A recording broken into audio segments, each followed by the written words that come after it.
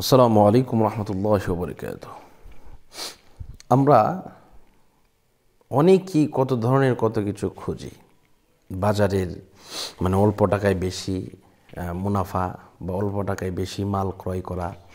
আমরা এই সমস্ত কিছু বিষয় কিন্তু আমরা দেখে থাকি, কিন্তু অল্প আমলে যে অল্প কষ্টে যে কোটি কোটি সওয়াবের অধিকারী হওয়া যায়, আমরা এটা অনেকেই জানি না।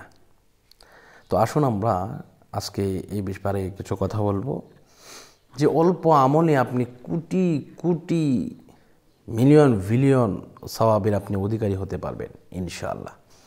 তো আসুন আমরা প্রথমেই যে কাজটা করব, আমলটা করার আগে ওযু করতে হবে। ওযু না করলে কিন্তু আপনার এই আমলটা আল্লাহর দরবারে কবুল হবে না। মুমিন সবসময় পাক, কিন্তু ওযু করলে আপনার কি হয় জানেন? ওযু করলে আপনার শরীরটা পবিত্র হয়, নতুনভাবে রিসেট হয়। এই জন্য আপনি ওযু করবেন। ওযু করার পরে প্রথমে দুরূদ শরীফ পাঠ করবেন। দুরূদ ইব্রাহিম, যেটা এটাও করতে পারেন, অথবা আল্লাহুম্মা সাল্লি আলা সাইয়্যিদিনা ওয়া নাবিয়িনা ওয়া হাবিবিনা ওয়া শাফিনা মাওলানা আন-নাবিয়্যিল উম্মি ওয়া আলিহি ওয়া সাল্লিম। আল্লাহুম্মা সাল্লি আলা সাইয়্যিদিনা ওয়া নাবিয়িনা ওয়া হাবিবিনা ওয়া শাফিনা মাওলানা মা'দিনিল জুদি ওয়াল কারামি ওয়া আলিহি ওয়া সাল্লিম। এগুলো পাঠ করতে পারেন ইনশাআল্লাহ। এরপরে আপনি যে কাজটা করবেন, বিসমিল্লাহ সহ সূরা ফাতিহা একবার পাঠ করবেন। কতবার?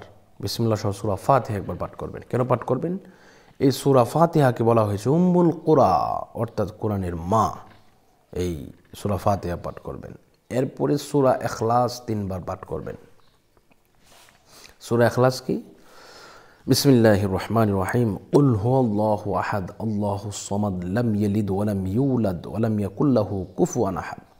এই সূরাটা 3 বার পাঠ করবেন। এরপরে আবারও কয়েকবার দুরূদ শরীফ পাঠ করবেন। এই প্রথমে কি একবার দুরূদ শরীফ, এরপরে হচ্ছে সূরা ফাতিহা একবার, এরপরে হচ্ছে বিসমিল্লাহ সহ সূরা ইখলাস 3 বার। আমি আল্লাহর কসম করে বলছি, আল্লাহ রাসূল সাল্লাল্লাহু আলাইহি ওয়াসাল্লাম বলেছেন, কেউ যদি সূরা ফাতিহা পাঠ করার পরে, এটাকে বলে সবরে সানি, সূরা ইখলাস একবার পাঠ করলে 10 পারা কোরআনের সওয়াব, 2 বার 20, 3 বার 30, 6,666টা আয়াতের মধ্যে যতগুলো হরফ আছে, এই হরফের মধ্যে যা যা আছে, এই রমজান মাসে যদি আপনি একবার পড়েন, এক করে কত 70 থেকে 700 গুণ পর্যন্ত বৃদ্ধি করে দেওয়া হয়। তো এক করে যদি 700 গুণ হয়, তাহলে এই 6,666 আয়াতের মধ্যে কত সওয়াব, এটা আপনি পাচ্ছেন মাত্র 3 বার সূরা ইখলাস পড়ার কারণে।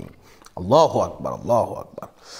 সেই জন্য আমরা এই আমলটি করব। আল্লাহ পাক আমাদের সকলকে কবুল করুন, মঞ্জুর করুন। সকলের সুস্বাস্থ্য এবং দীর্ঘায়ু কামনা করছি। আজকের মতো বিদায় নিচ্ছি। আসসালামু আলাইকুম ওয়া রাহমাতুল্লাহি ওয়া বারাকাতুহু।